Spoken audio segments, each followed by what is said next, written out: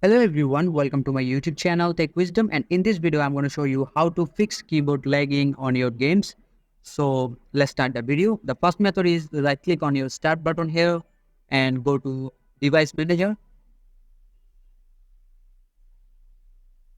and after that expand the keyboard option here and right click it here and select update drivers and select search automatically for drivers, and it will search the best driver for you as it is already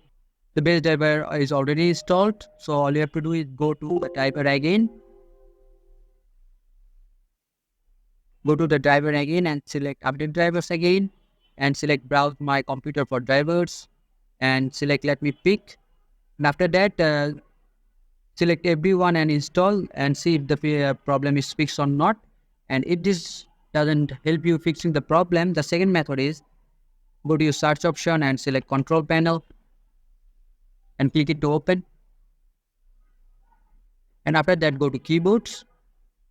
and click it, and as you can see this is my setting and my setting is perfectly all right. You can copy it and see if the settings is useful for you, and if the lagging is still there, all you have to do is make this towards the short on the right side and also make this fast on the right side